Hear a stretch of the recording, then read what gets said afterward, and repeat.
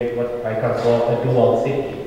And by that, the working population from the native who were actually living at the outskirts of the city, they live actually outside the fortification lines in Buri, in Dam areas, which located just south of Khartoum. And there was quite a lot of populations that are living there.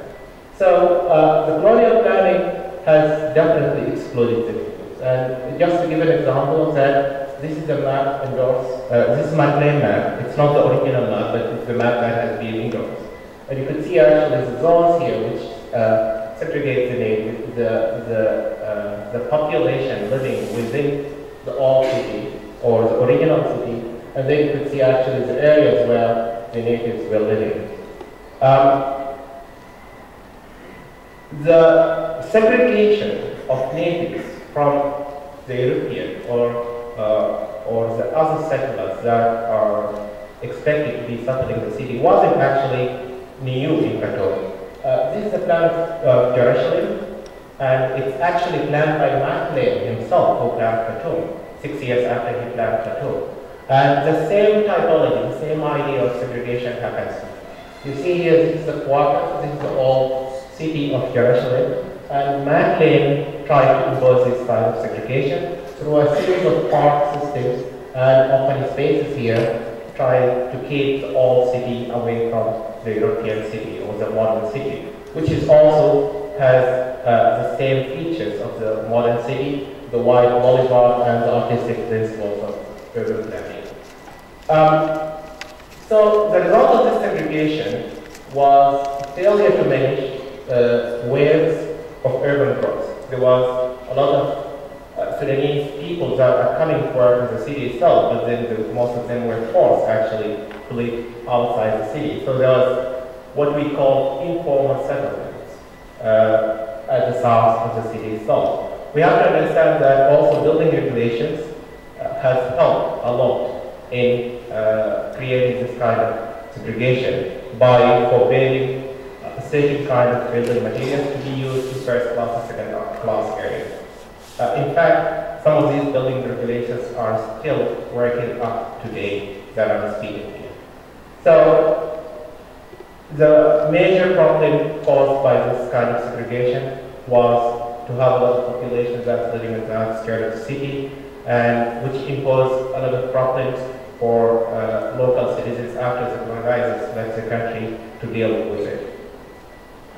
The third principle is that planning should strengthen place identity and integrate the building culture in the city. And by that I mean planning needs to respect place identity and meaning. To explain this, we look at the plan of Khartoum in 1898. There are actually a couple of plans, not only this one, but there are two other plans. This plan was drawn by Salatin Pasha after he escaped his prison. What you see here is that the public palace at the top here, the line of fortification and a mosque. This mosque is not shown in other plans. I have no idea why, but it exists in Salatin Pasha. What happened in the new plan by Maclean is that the space and the place of the Republic Palace was kept there because it means a lot for the colonizers and also for the locals. And there were a lot of activities that's happening there. The other thing is the line of fortification was also kept, and later on it was used to lay the railway for the railway company. So the line itself of the fortification still has its meaning, though it's being used with different use.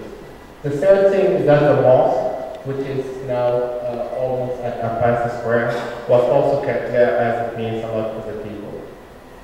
So the meaning of the space is one of the very interesting lessons that we can learn from Colonial urbanism, as we need to support and to try to keep the meaning of every single space that touches our heart in future.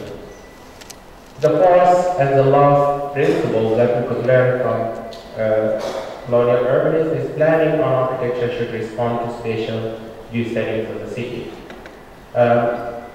By that, I mean building mass and orientation should respect space use settings, the need to learn from local architecture know-how, and the need to be innovative when selecting building materials. Just to explain that, we have to look at these three different plans. The plan on top here is head of market house plan in Sawaki, slightly different period, but it's very interesting to look at the housing setting here. The house on the left is Khalifa House in Omdurman. Just look at the green color here, because the other colors were addition actually added to the house. So the original house is just the green here. And what you see down here is joint house plan, which is one of the houses that has been built in the European section in the city of Khartoum. This is house number 2, plot 8, which definitely means that it's in the European side. What combines all these houses together is that these are houses built for elites and very well-known persons. The first observation that you could notice here, if you look at the north direction, you will see that actually in Sawaki, together with Khalifa House and Omdurman, the north direction does not respond very much to the idea of cross ventilation in the house itself. Whereas it has been very much interpreted and actually considered as a planning itself on joining house plan number 2. I'm not saying that this is a defect on the house design of Khalifa House or Sawaki House itself, but it does mean that one of the factors that the colonial power has put to design the local Sudanese house is to have a very good ventilation system, and they did succeed actually in putting this. And just for the record, joint house typology was actually being modified a little bit to be used for the railway company staff resident, and also for many of the other companies that have been working in Sudan. Actually, it does affect today's domestic architecture. The house typology of Khartoum here has a lot to share with domestic architecture that's being designed right now. The second thing which Dr. Jafar also has talked about is that these are the first 2 colonial buildings that have been built after the reconquest of Khartoum. The palace and the Golden Memorial College. I call the architectural approach of building these 2 buildings as eclectic. By eclectic, I mean that it takes a single item, a very important item from some place, and put it together to create a sort of architecture that can fit and can actually be very much oriented to the place where it's built.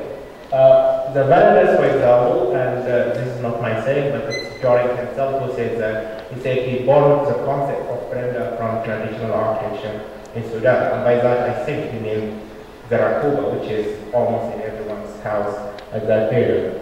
There were splendid architects and wall ceiling, which respond to the Islamic tradition, and also the building materials were used mostly work brick, which is used from clay from both blue and white tile, as well as Nubian stone brought from Omdurman. One important point to mention here is that Jorik mentioned in the conference itself that mud is a very suitable and strong building material that we could actually use to build to design the buildings in the European and the Egyptian quarters. Unfortunately, and this is a question that I hope you might help me actually to answer it. Unfortunately, the building regulations set during that period forbid the use of mud on the first class and second class area, which represent the European headquarters and the Egyptian headquarters. Just to conclude, I'd like to review the 4 principles that I managed to come with. The first one is planning to be flexible, dynamic, it's both global as well as local. Planning needs to include, not exclude. Planning should strengthen place identity and integrate the living culture in the city. And last, planning architecture should respond to the spatial view settings of the city. Another conclusion, to be able to learn from history, we need to travel back in history. Knowing that today's measures might not be appropriate to evaluate the failure or the success of our history. To give an example of that, the second principles, which talk about inclusion or exclusion, the justification by the Europeans themselves who planned the city was that the exclusion was to try to improve the public health. And to improve the public health, they encouraged the use of the wide streets, the segregated land uses, and of course the wide building plots. If we try to look at these criteria of planning from today's perspective, then none of them would make sense, because if we talk now about planning, we talk about new urbanism. New urbanism is centered on integrated land uses. It's centered on human scale street, which is the street has to be planned according to the human scale rather than wide street. So this supports what I'm saying here. We need to look from a historical perspective to colonial discourses. We can't impose today's measure to try to evaluate colonial discourses and whether they are successful or not. The second point is that public health was a game changer in 1900, shaping urban form for many European, American, and indeed colonial cities, and Khartoum is no exception. The third point is that after a century of challenges of public health problems actually are back in Khartoum, with high level of food deprivation, high level of obesity, and increased number of people with diabetes. So after one century from 1900, these problems are back. And I'm just wondering, would public health repeat the history and be a game changer in urban planning now or not? To conclude my presentation, I'll come back again to George Santiano. As he mentioned, those who can't learn from history are doomed to repeat it. Actually, this is not the whole quotation. The rest of the quotation is that, yet, those who do study history are doomed to stand by helplessly while everyone else repeats it. And I believe that no one here in this place would like to be looking at the others repeating history and making mistakes that the people made in the past. And what George was saying is that learning from history is a collective action. It's an action that needs to be done together with people together, and it's a learning process. So I would like to invite everyone here to join this learning process, because as Marina from Singapore has presented, that the story of Khartoum is still a mystery. And I would like to call up a workshop about colonial urbanism, past and present course, which is the title of this forum. The workshop will be in November 2014, which we will try through this workshop to explore the colonial discourses in urban planning. At the same time, try to answer some of the questions that have been raised during the discussion or through my presentation. The registration for this workshop is open now at the front desk or through the Faculty of Architecture Alumni Association website. Thank you very much for listening.